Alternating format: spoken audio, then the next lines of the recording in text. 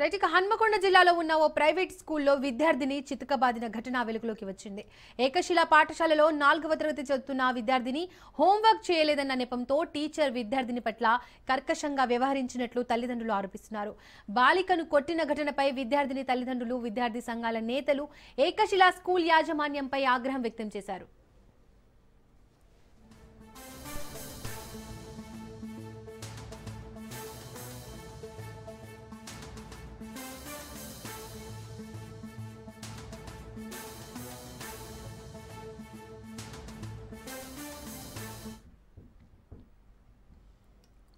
హన్మకొండ జిల్లాలో ఉన్న ఓ ప్రైవేట్ స్కూల్లో విద్యార్థిని చితకబాదిన ఘటన వెలుగులోకి వచ్చింది. ఏకశిలా పాఠశాలలో 4వ తరగతి చదువుతున్న విద్యార్థిని హోంవర్క్ చేయలేదన్న నెపంతో టీచర్ విద్యార్థిని పట్ల కర్కశంగా వ్యవహరించినట్లు తల్లిదండ్రులు ఆరోపిస్తున్నారు.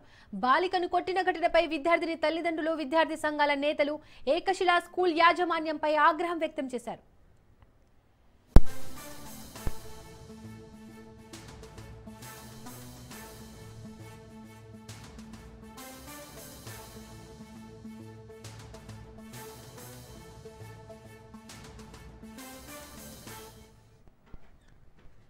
రైట్ ఇదే అంశానికి సంబంధించి మోర్ డీటెయిల్స్ మా ప్రతినిధి చంద్రశేఖర్ అందిస్తారు. చంద్రశేఖర్, ఏకశిలా స్కూల్లో విద్యార్థిని చితకబాదిన ఘటనకు సంబంధించి డీటెయిల్స్ ఏంటి?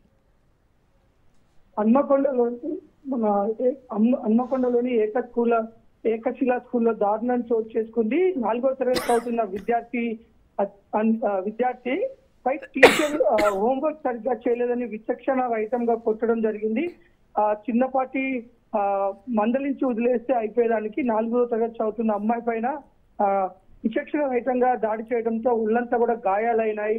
ఈ నేపథ్యంలోనే తల్లిదండ్రులు ఆ స్కూల్ కు వచ్చి యాజమాన్యాన్ని, టీచర్ని నిలదీయడం జరిగింది. ఒక చిన్న పిల్ల 4వ తరగతి చదువుకునే అమ్మాయిపై ఇలా దారుణంగా దండించడం అనేది చాలా నేరం. ఇప్పటికైనా అధికారులు వారిపైన చర్యలు తీసుకోవాలి. ముఖ్యంగా జిల్లా డిఈఓ కూడా స్పందించి ఒక స్కూల్ యాజమాన్యంపై కఠిన చర్యలు తీసుకోవాలని తల్లిదండ్రులు వాపోతున్నారు. ఎందుకంటే చిన్న పిల్లలకి కొంత మృదుగా మందలించాల్సింది పోయి ఇంత కఠినంగా, పాశవికంగా ఒక హోంవర్క్ చేయలేదనే కారణంతో ఒళ్ళంతా కూడా గాయాలు చేయడంతో విద్యార్థిని తీవ్రంగా భయాందోళనకు గురైంది. కొంత తీవ్రంగా దాడి జరగడంతో ఆ విద్యార్థికి గాయాలు, ఒంటి నిండా కూడా గాయాలు అవడం జరిగింది. ఈ నేపథ్యంలో తల్లిదండ్రులు అయితే ఇలాంటి ఘటనలకు పాల్పడుతున్న ప్రైవేట్ స్కూళ్ల పైన కఠిన చర్యలు తీసుకోవాలని విద్యార్థి సంఘాలు కూడా డిమాండ్ చేస్తున్నాయి. Right Chandrashekar, thank you.